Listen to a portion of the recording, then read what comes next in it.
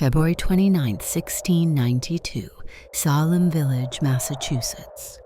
9-year-old Betty Paris is having a seizure, but this is no ordinary seizure. She's screaming about invisible hands choking her. Her body contorts into a perfect arch, spine bent backward, only her heels and head touching the bed. Her cousin Abigail writhes beside her, shrieking that she's being stabbed with invisible pins. The village doctor arrives. He takes one look and utters 3 words that will lead to 20 deaths. It is witchcraft. What happens next will become America's most infamous mass hysteria. Neighbors will hang neighbors.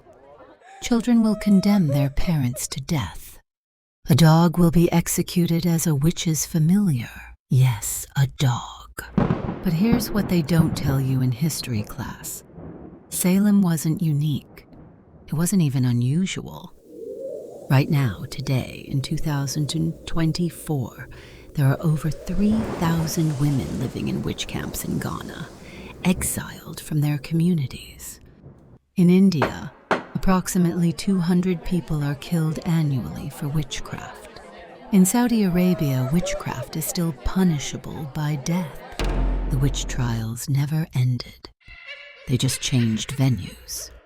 Tonight, we're diving into humanity's darkest recurring nightmare. A story that spans continents and centuries. From the torture chambers of the Malleus Maleficarum to TikTok's #Witchtok with its 42 billion views. We'll decode why every civilization creates its witches, why 80% of the accused were women, and why this ancient fear is having a massive resurgence in our digital age. Because once you understand the witch trials, you understand something fundamental about human nature, something that might just save you from becoming part of the mob or its victim. Picture this. You're living in medieval Europe. Your neighbor's baby just died. Yesterday, you had an argument with the mother about your chickens wandering into her garden. Today, she's whispering to others that she saw you muttering strange words near her house.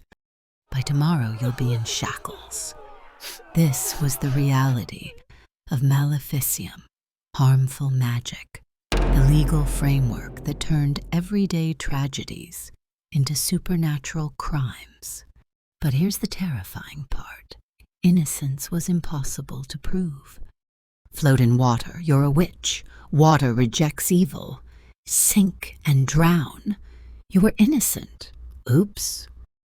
Have a birthmark. That's the devil's mark. Don't have a birthmark. The devil marked you invisibly. Confess under torture? Guilty. Refuse to confess despite torture? That's the devil giving you supernatural strength. Extra guilty. They called it swimming the witch or ordeal by water. Accused women were bound thumb to toe and thrown into rivers. The logic? Water was pure, used in baptism. It would reject evil. One witness from 1613 described watching an accused woman float like a plank. The crowd cheered. She was pulled out and burned alive within the hour. But before we dismiss this as medieval barbarism, consider this. The peak of the European witch hunts wasn't in the Dark Ages. It was between 1580 and 1630, the same era that gave us Shakespeare, the scientific revolution, and the colonization of America. The Malleus Maleficarum, the witch hunter's handbook, was written in 1486, but it became a bestseller during the Renaissance, printed on Gutenberg's revolutionary press. Civilization and savagery aren't opposites. They're dance partners. Heinrich Kramer was furious. The German inquisitor had just been expelled from Innsbruck for being too extreme even by Inquisition standards. His obsession with female sexuality and witchcraft had disturbed local authorities. So he did what any scorned fanatic would do. He wrote a book, The Malleus Maleficarum, The Hammer of Witches, wasn't just a manual for witch hunting. It was a masterpiece of psychological manipulation. Kramer understood something fundamental. If you want to make people kill, first, make them afraid, then give them a target. Finally, convince them that violence is virtue. The book's most chilling innovation, it made women the primary threat. According to Kramer, women were naturally more susceptible to Satan because of their slippery tongues, their weak intellects, and their insatiable carnal lust. He wrote, "All witchcraft comes from carnal lust, which is in women insatiable." One passage describes how witches could steal men's penises and keep them in birds' nests, where they would move about and eat oats. Yes, really. This was accepted as legal evidence in courts across Europe. Another section explained how witches caused impotence, storms, and crop failure, all through their pacts with Satan. But here's the genius of Kramer's evil. He provided a complete system. How to identify witches, unexpected wealth, unusual pets, living alone. How to interrogate them, torture, until confession. How to eliminate doubt. Anyone who questioned the hunt might be bewitched themselves. The book included actual case studies, like the woman in Cologne who was burned because her neighbor's butter wouldn't churn after they argued, or the midwife executed because too many babies in her care survived. Surely, Satan's work, since infant mortality was God's will. Papal bulls, official decrees from the Pope, had already authorized witch hunting, but the Malleus turned it into an industry. Professional witch hunters emerged, paid per conviction. Matthew Hopkins, England's witch-finder general, made a fortune in the 1640s. He charged towns 20 shillings per witch discovered. In just 14 months, he was responsible for 300 executions. Now let's return to Salem, but forget everything you think you know from the Crucible. The real story is stranger. It started in January 1692 in the kitchen of Reverend Samuel Parris. His 9-year-old daughter Betty, 11-year-old niece Abigail, and their friends were doing something forbidden. They were telling fortunes. They dropped egg whites into water, trying to see the shapes of their future husbands' occupations. Instead, one girl saw a coffin. Within days, the fits began. Dr. William Griggs examined the girls. They writhed, screamed, and contorted. Finding no physical cause, he declared it supernatural. The girls, under pressure to name their tormentors, first accused those with no power to fight back. Tituba, Reverend Parris's enslaved woman, Sarah Good, a homeless beggar, and Sarah Osborne, who hadn't attended church in years. But Tituba's confession on March 1st changed everything. Under beating from Parris, she didn't just confess. She gave them an entire cosmology. She spoke of a tall man from Boston who showed her a book with 9 names. She described yellow birds sucking blood between the fingers, red cats, black dogs. She talked about flying on poles to witches' Sabbaths. This wasn't random. Tituba, likely from Barbados originally, was brilliant. She combined African spiritual traditions, Caribbean folklore, and European witch mythology. She gave exactly the narrative her interrogators expected. Her syncretism, this blending of beliefs, saved her life. She survived the trials. Most who denied the charges didn't. The accusers, Ann Putnam Jr., Mercy Lewis, and Mary Walcott, became Salem's most powerful residents overnight. When they entered a courtroom and began their fits, hardened judges believed them. When they pointed at someone and screamed, that person's life was effectively over. Here's a detail that chills me. During Rebecca Nurse's trial, the jury initially voted to acquit. Rebecca was 71, beloved, a church member for decades. But when the verdict was announced, the accusers fell into violent fits. The judges asked the jury to reconsider. They returned with guilty. Rebecca hanged on July 19th. What turned normal children into harbingers of death? Modern psychology gives us answers that are somehow more terrifying than supernatural explanations. Group polarization doesn't just change opinions, it changes reality. When the Salem girls gathered, their individual anxieties became collective certainty. Each girl's performance validated the others. What might have started as a prank or attention-seeking became, in their minds, absolute truth. Studies on mass psychogenic illness show that genuine physical symptoms, seizures, paralysis, pain, can spread through groups with no biological cause. The girls' fits were likely real to them. Their terror was authentic, which made their testimony devastatingly convincing. Add memory conformity, when groups unconsciously synchronize their recollections. The girls didn't just share symptoms, they shared visions. They saw the same spectral witches. They described the same tortures, not because they were lying, but because human memory is far more collaborative than we realize. The scapegoating mechanism is even more primitive. René Girard's mimetic theory shows that communities in crisis naturally seek victims to restore order. The victim must be marginal enough to attack, but significant enough to matter.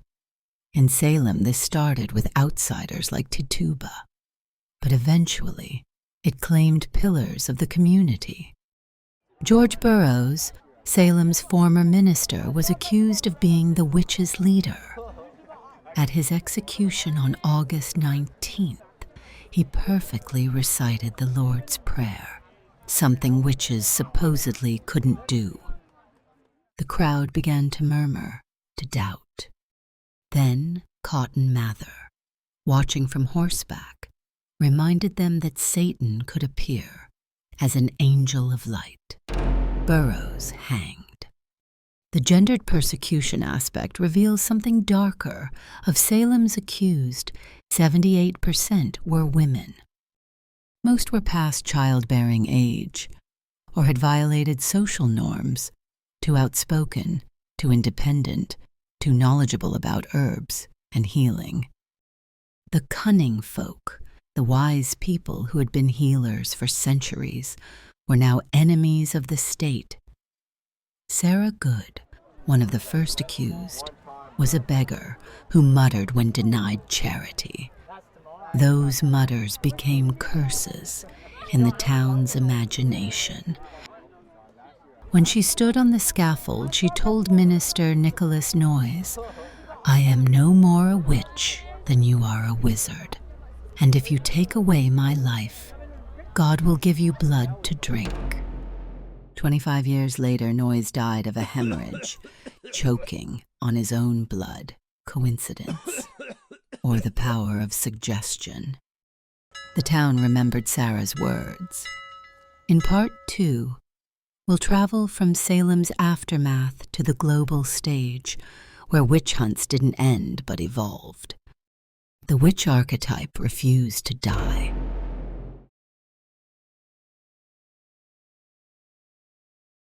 March 15th, 2023, Papua New Guinea.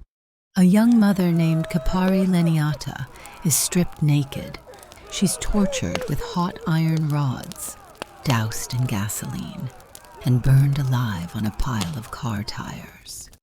Her crime? Her neighbor's 6-year-old son died of illness, and she was accused of killing him through sorcery. The crowd that murdered her numbered in the hundreds. Many filmed it on their phones. This isn't medieval history. This is happening now. Right now, as you're listening to this. Approximately 3,000 women are living in 6 witch camps across northern Ghana, exiled, abandoned, waiting to die far from their families. In India's rural regions, around 200 people are lynched for witchcraft annually. Experts believe the real number is much higher. Many cases go unreported. In Tanzania, about 500 accused witches are murdered each year. Saudi Arabia executed a woman for witchcraft in 2011. Cameroon's witchcraft laws can still impose death sentences. The Salem witch trials ended in 1693. The last legal execution for witchcraft in Europe was Anna Goldi in Switzerland, 1782. We call ourselves enlightened. We have smartphones and satellites. Yet the witch hunts never stopped. They just moved to places the Western world doesn't watch. But here's what's truly disturbing. The mechanisms are identical. The same group polarization, the same scapegoating, the same gendered persecution. Whether it's 1692 Salem or 2024 Sub-Saharan Africa, the formula remains unchanged. Take society's most vulnerable, usually older women, add crisis, stir in superstition, and watch communities devour themselves. Kukuo Witch Camp, northern Ghana, home to over 700 accused witches, some as young as 50, others over 100. They sleep in mud huts with thatched roofs that leak during the rainy season. They cannot leave. If they try to return home, they'll be killed. Amina, name changed, was 63 when her nephew fell ill. The local priest declared she had cursed him. He practiced a syncretism of Christianity and traditional beliefs. Her husband of 40 years watched as she was beaten and driven from the village. That was 8 years ago. She hasn't seen her children since. The accusation process in Ghana mirrors SALEM with eerie precision. A misfortune occurs, crop failure, disease, death. Traditional priests or pastors identify the witch through divination. The accused is brought before the chief. If found guilty, she has 2 choices: exile to the witch camps or death. The treatment to neutralize a witch's power involves drinking a concoction, a potion made from slaughtered chickens. If the chicken dies falling forward, she's guilty, backward, innocent. But even the innocent rarely return home. The accusation itself is a social death sentence. What's particularly heartbreaking is that many women in these camps have internalized their guilt. After years of isolation and conditioning, they believe they might actually be witches. They confess to crimes that exist only in the imagination of their accusers, flying at night, eating souls, causing droughts. The psychological torture creates the reality it claims to punish. Dr. Mensah, a Ghanaian psychiatrist, volunteers at the camps. He told me something that still haunts me. These women often arrive in acute psychosis from trauma, but after months in the camp, they develop a different condition. They become what we forced them to be, outcasts who believe in their own monstrosity. In the tea gardens of Jalpaiguri, West Bengal, Malati Mahato's life ended because she was too successful. The 45-year-old woman had saved enough money to buy a small plot of land, unusual for a woman in her village. When a child in the neighborhood developed a fever, whispers began. A successful woman must have made a pact with dark forces. On November 3, 2019, a mob of over 50 people dragged Malati from her home. They beat her with sticks. They forced her to consume human excrement. They paraded her naked through the village. And finally, they beheaded her. The police arrived hours after her death. 5 people were arrested. All were released on bail within months. India's Adivasi, its indigenous communities, see the highest rates of witch hunting, but it's spreading. The pattern is always economic. Land disputes, property inheritance, resource scarcity. Witchcraft accusations are weapons of social control. Widows are particularly vulnerable. Without male protection owning property, they become targets. The accusation legitimizes theft. It legitimizes murder. And it legitimizes sexual violence. Project Prahari, an NGO fighting witch hunts, documented a brutal case.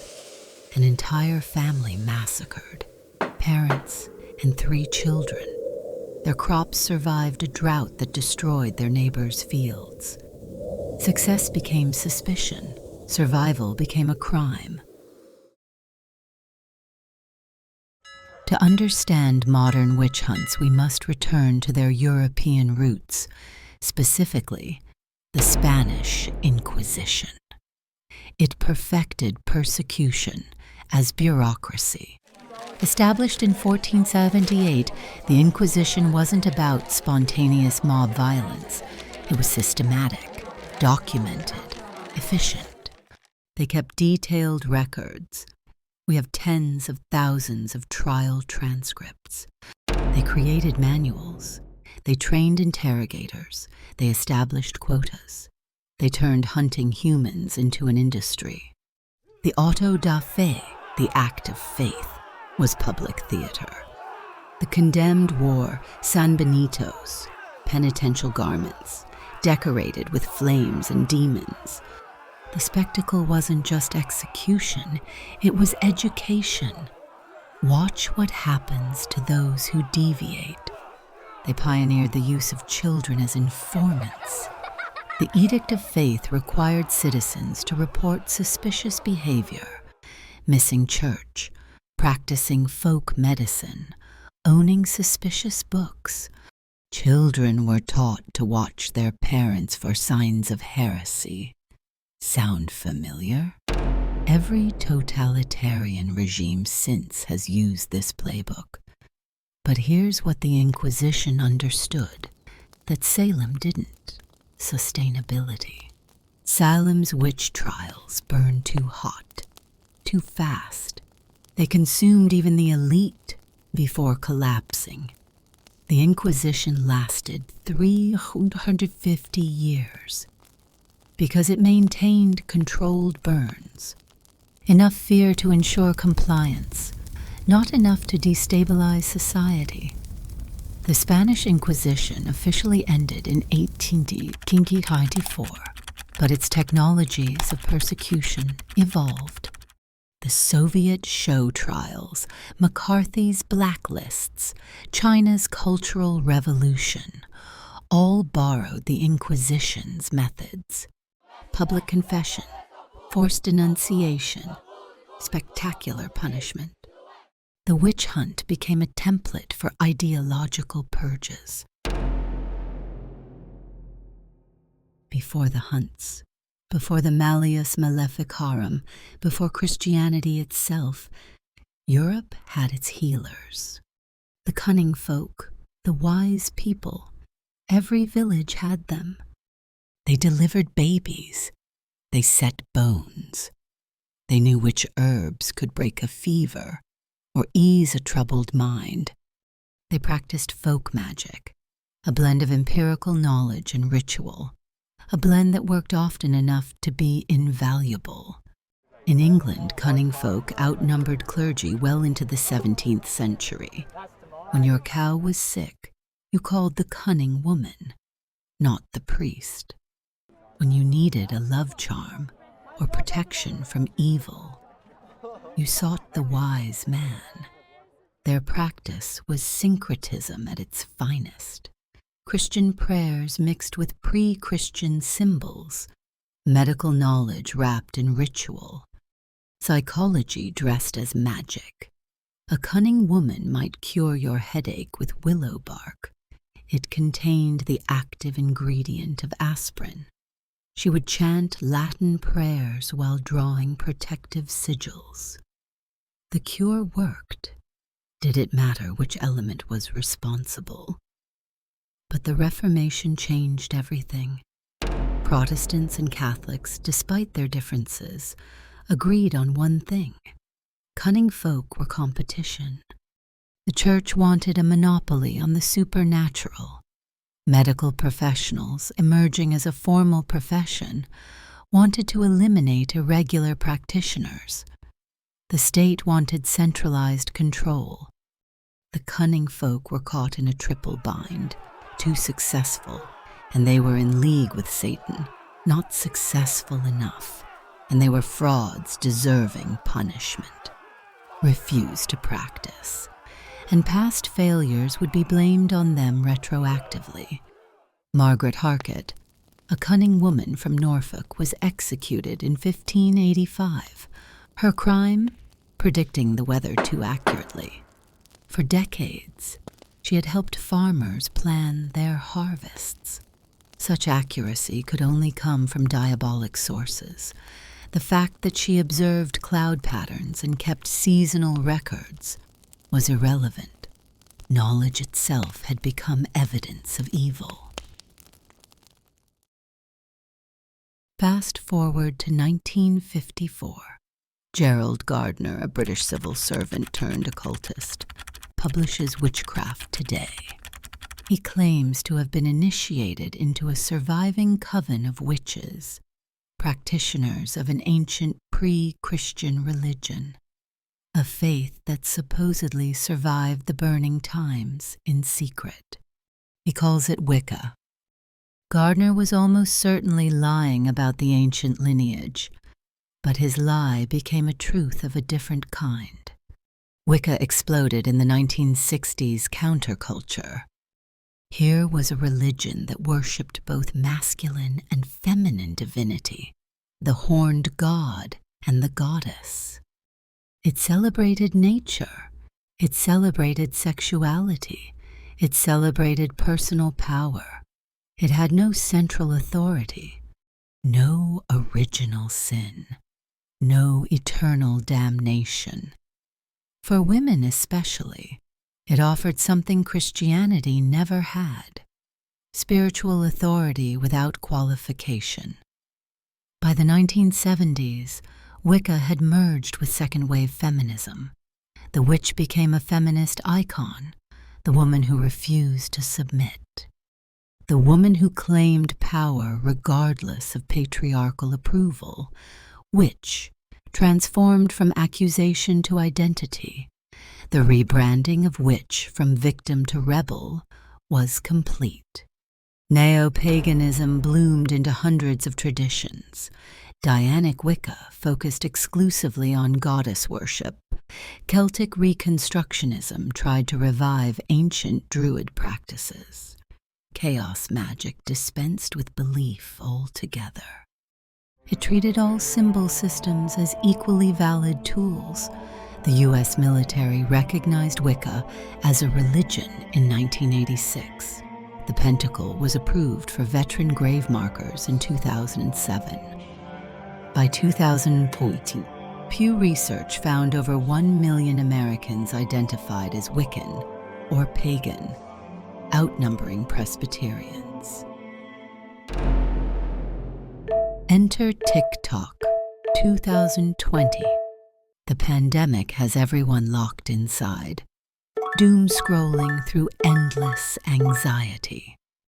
Then something unexpected happens. Witchtok explodes. 42 billion views and counting. Teenagers teaching candle magic. 20-somethings reading tarot on livestream. Millennials sharing spell jars for student loan forgiveness. The aesthetic is irresistible. Crystals, candles, mysterious books, the promise of control in an uncontrollable world. This is pop culture, witchcraft, occultism and esoterica, filtered through Instagram aesthetics, and Amazon Prime delivery. You can buy a beginner witch kit for $39.99, complete with crystals, sage, and a mass-produced grimoire, the Sephora of spirituality. But something deeper is happening. Gen Z isn't just playing with aesthetics, they're rejecting traditional religious structures. Witchcraft offers spirituality without dogma, community without church, ritual without rules. It's DIY religion for the DIY generation. The practice is pure syncretism, mixing closed practices like smudging with Hindu chakras, Christian angel work with African diaspora traditions. Cultural appropriation debates rage in the comments. Is it ethical for white teenagers to practice hoodoo? Can you hex Jeff Bezos without understanding magical ethics? The old questions of legitimacy return in new forms, yet something unsettling lurks beneath the aesthetic. When millions claim the identity of witch, what happens to actual marginalized practitioners? Indigenous spiritual leaders watch their sacred practices become TikTok trends. African traditional religions see their rituals reduced to aesthetic choices. The very communities still persecuted for witchcraft watch Western teenagers play with the label for likes. A Ghanaian activist told me, "You call yourself a witch for empowerment," while my grandmother was beaten to death for the same word. Your privilege is showing. Modern witch hunts don't always use the word witch. They've evolved, adapted, found new vocabularies. But the mechanism remains identical. QAnon's Save the Children campaign accused celebrities and politicians of ritual child sacrifice, literally the same blood libel used in medieval witch trials. The satanic panic of the 1980s sent daycare workers to prison for impossible crimes based on testimony extracted from children through leading questions, exactly like Salem. Online harassment campaigns follow the witch trial playbook perfectly. First, identify the target, usually someone who violated unspoken social rules. Second, gather evidence, screenshots, old posts, guilt by association. Third, the spectacular punishment, doxing, death threats, destruction of livelihood. The crowd participates through likes and shares, each click a stone thrown. The group polarization that drove SALEM thrives in algorithm-driven echo chambers. The scapegoating mechanism finds perfect targets, and whoever's trending. The gendered persecution continues. Women receive 67% of online harassment, despite being only 50% of users. We haven't overcome the witch trial impulse. We've digitized it. In our final act, we'll confront the ultimate question: if the witch hunts never really ended, if they're encoded in our social DNA, how do we break the cycle? From Salem's apologies to South Africa's witch hunt legislation, from the Malleus Maleficarum to modern human rights law, is redemption possible for a species that keeps creating witches to burn? The answer might surprise you, or terrify you, perhaps both.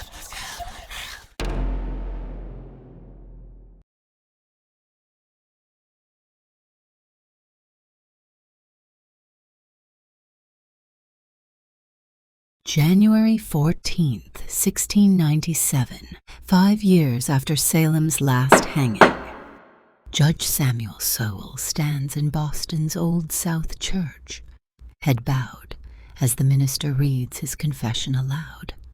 Sowell was one of 9 judges who sent 20 innocents to their deaths.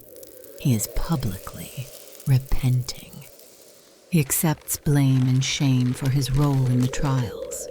He vows to observe this day as annual repentance for the rest of his life. He is the only judge who will ever apologize. Cotton Mather, who urged the crowds to ignore George Burroughs's perfect recitation of the Lord's Prayer, never recanted. Third, the spectacular punishment, doxing, death threats, destruction of livelihood. Judge William Stoughton, who presided over every execution, expressed regret only that more witches weren't caught. When criticized, he responded, "We walked in clouds and could not see our way." Ann Putnam, Jr., one of the primary accusers, did apologize in 1706, but only after both her parents died, and she needed the community's support. Her confession is a masterpiece of deflection. "I was deluded by Satan." The passive voice does heavy lifting. She was just an instrument. The real villain was invisible, untouchable, conveniently abstract. Salem Village tried to forget. They renamed themselves Danvers in 1752, as if changing the label could erase the stain. The execution site at Gallows Hill was lost to memory. It was only rediscovered in 2016 through historical detective work. For 3 centuries, Salem built over its shame, literally and figuratively. But here's what haunts me. The last words of the condemned are better recorded than their lives. We know John Proctor's final statement, but not his children's names. We have detailed accounts of how Rebecca Nurse died, but sparse records of how she lived. Even in memory, the spectacular overshadows the human. 2010, Central African Republic. A mobile court travels to Boda Prefecture to try witchcraft cases. But this tribunal is different. They are prosecuting the accusers, not the accused. The judge is trained in both customary and civil law. He must navigate an impossible balance. Witchcraft beliefs are real to the community. The violence they inspire is real to the victims. How do you apply human rights law to supernatural claims? How do you protect the accused without dismissing indigenous beliefs as primitive? South Africa's approach is even more complex. The Witchcraft Suppression Act of 1957 is still in force. It makes it illegal to accuse someone of witchcraft. But it also makes it illegal to claim to practice witchcraft. The law tries to eliminate the entire category, but categories don't die by decree. The Truth and Reconciliation Commission that helped heal post-apartheid South Africa deliberately excluded witchcraft violence from its mandate. too complicated, too divisive, too deeply rooted in beliefs the state couldn't adjudicate. The Rainbow Nation had room for many colors, but not for this particular darkness. Papua New Guinea took a different path. After international outcry over public witch burnings, they repealed their Sorcery Act in 2010. But removing legal recognition of witchcraft didn't stop the killings. It just removed one avenue for justice. Now accusers use regular murder laws, while communities still operate on supernatural logic. Helen Hakena, who runs the North Bougainville Human Rights Committee, told me, Western human rights frameworks assume a secular worldview. But when both accuser and accused believe in witchcraft's reality, who is violating whose rights? The woman accused of cursing a child, or the mother who believes her baby was murdered by magic? Here's an uncomfortable truth. The decline of witch hunts in Europe correlated with the rise of capitalism, not enlightenment. As markets expanded, communities needed stable labor forces. You can't run a profitable textile mill if your workers are regularly accused of witchcraft. Insurance companies, emerging in the 17th century, required predictable causes for losses. The witch cursed my ship doesn't work for Lloyd's of London. The Scottish witch hunts ended not because people stopped believing, but because the rising merchant class found them bad for business. The cunning folk were replaced by professional doctors. Not through scientific superiority. Medical outcomes were often worse, but through legislative monopoly. The Witchcraft Act of 1735 didn't declare witchcraft false. It made claiming magical powers a form of fraud. Occultism and esoterica didn't disappear. They went upmarket. While poor women were hanged for folk healing, wealthy men formed occult societies. The Freemasons, the Golden Dawn, the Theosophical Society. Elite Europeans practiced ritual magic, while condemning the same practices in their servants. This is the pattern. The powerful redefine their practices as philosophy, science, or religion, while identical practices by the powerless remain superstition, crime, or madness. The modern rebranding of witch is inseparable from capitalism's commodification of rebellion. The witch aesthetic sells because it promises power without privilege, transformation without systemic change. Sephora now sells starter witch kits. Urban Outfitters offers mass-produced grimoires. The pop culture witchcraft industry is worth billions. You can buy ethical crystals, dubiously sourced from Madagascar. Authentic, sage bundles, sacred to indigenous peoples who can't legally harvest them on much of their ancestral land. And traditional tarot decks, originally invented for gaming in 15th century Italy, not divination. Wicca itself split. Some seek authentic spiritual practice. Others enjoy aesthetic performance.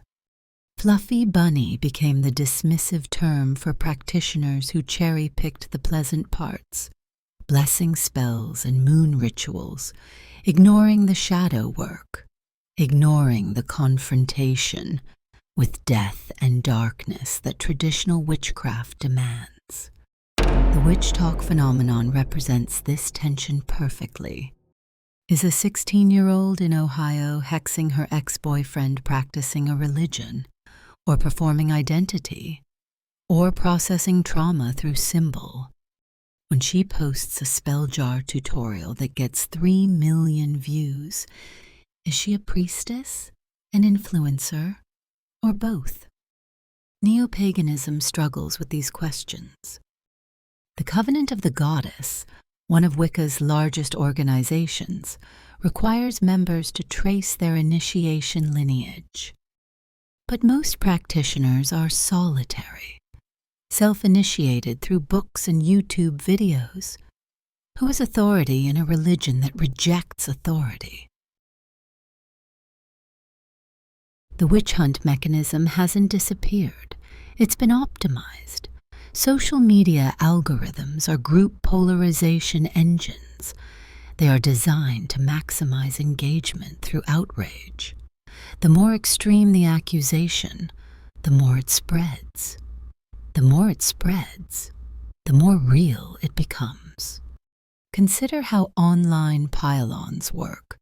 Someone posts a screenshot, context removed, nuance flattened. The first wave of quotes adds interpretation. The second wave adds moral judgment. By the third wave, the original post has become evidence of unforgivable evil. The accused is tagged thousands of times, each notification a digital stone thrown. The scapegoating mechanism is even more efficient online. Physical mobs required proximity, time, coordination. Digital mobs form instantly, globally, anonymously. You can destroy someone's life during your lunch break, feel righteous about it, and never see the consequences. Gendered persecution evolved, but didn't disappear.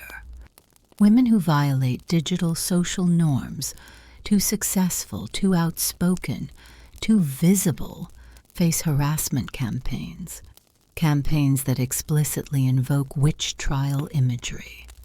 Burn the witch trends regularly. The iconography of persecution has become the language of participation. But here's the twist. Sometimes the accused embrace it. Witch hunt becomes a shield, a way to deflect legitimate criticism. The powerful claim persecution while persecuting others. The symbol is so degraded that everyone claims to be the witch, and nobody admits to holding the torch. Something remarkable is happening in Ghana's witch camps. The women are organizing. In Gnani camp, the accused witches formed a collective. They make shea butter, selling it to international cosmetics companies. The irony isn't lost on them. Women condemned for supernatural power, creating beauty products for Western consumers who call themselves witches for empowerment. Ayesha was exiled 7 years ago. Her husband's second wife accused her of causing infertility. Now she leads the collective. They said I had power, she tells me through a translator. Now I do. Economic power. The power to send my granddaughter to school. The power to say no. The Ghanaian government, embarrassed by international attention, promised to close the camps by 2017. They're still open. But some women don't want to leave, not to return to communities that rejected them, but to transform the camps into villages. Places of chosen exile becoming homes of collective power. Presbyterian pastor Reverend Dr. Seth Kissy campaigns to end witch persecution through education, but not Western-style skepticism. Instead, he uses theological arguments within the belief system. If you truly believe in God's omnipotence, how can you believe a poor old woman's curse has power over his will? Meeting people where they are, not where we think they should be. The Salem Witch Trials Memorial was dedicated in 1992. It marked the 300th anniversary. The memorial makes a deliberate choice. It names the victims, but not the accusers. 20 stone benches, each inscribed with a name and execution date. The surrounding walls contain fragments of the victim's last words, cut off mid-sentence, literally built into the structure. But monuments aren't enough. The question is, how do we inoculate against future outbreaks? Finland offers one model. After their witch trials between 1520 and 1699, they integrated the history into national education, not as distant past, but as present warning. Finnish students study the trials alongside modern propaganda techniques. They learn to recognize the patterns, the othering, the escalation, the point where fear becomes violence. Germany's approach to Holocaust education provides another template, not just teaching what happened, but how ordinary people became perpetrators. The emphasis on Täterforschung, perpetrator research, forces uncomfortable recognition. Under the right circumstances, we are all capable of becoming the mob. Here's what I've learned in researching this. There is no clean ending to this story. No moment where humanity collectively awakens and swears never again. The witch hunt is not a historical event. It is a human potential, always present, waiting for the right conditions to manifest. The Malleus Maleficarum is still in print. You can buy it on Amazon, 4.3 stars. Fascinating historical document, reviewers say. The book that killed thousands is now coffee table reading. Pop culture witchcraft will keep selling rebellion, while real witches, however we define them, keep dying. Wicca and neo-paganism will keep growing, while indigenous practices are appropriated and criminalized simultaneously. The Salem witch trials will remain America's go-to metaphor, while actual witch hunts continue unremarked. But perhaps the impossibility of healing is itself the lesson. Perhaps the moment we think we've evolved beyond the mob mentality is the moment we're most vulnerable to it. Perhaps the price of avoiding witch hunts is eternal vigilance against the witch hunter within ourselves. I want to leave you with a question, not comfortable resolution, but productive discomfort. Who are your witches? Not historically, not theoretically, but right now, in your life, in your community, in your social media feeds. Who are the people it's acceptable to destroy? Who can be accused without evidence, condemned without trial, eliminated without consequence? Maybe it's Karens, or boomers, or incels, or SJWs, labels that flatten humans into caricatures, that make cruelty feel like justice. Maybe it's whoever your algorithm has decided to show you today, pre-packaged for outrage, optimized for engagement. The witch hunt never ended. Because the witch hunt is not about witches. It's about the human need to locate evil outside ourselves, to build community through exclusion, to feel pure through persecution. Every time we share the screenshot without checking context, we're gathering wood. Every time we join the pylon for the dopamine hit, we're lighting matches. Every time we say they deserve whatever they get, we're watching the flames rise. The question isn't whether witch hunts will happen again. They're happening now. They have always been happening. They will continue to happen. The question is whether we'll recognize them in time, whether we'll have the courage to step away from the crowd, whether we'll remember that every witch was once someone's neighbor, someone's friend, someone's mother, someone's daughter. The real horror of Salem wasn't the belief in witches, it was the enthusiasm for finding them. The real tragedy of the witch camps isn't superstition. It's the communities that chose exile over examination. The real danger of modern witch hunts isn't that they're new, it's that they feel natural. History doesn't repeat, but it rhymes. And right now, across cultures, across mediums, across ideologies, the same dark poetry is being written. Find the witch. Name the witch. Burn the witch. Feel clean. The spell that needs breaking isn't the one the witches cast.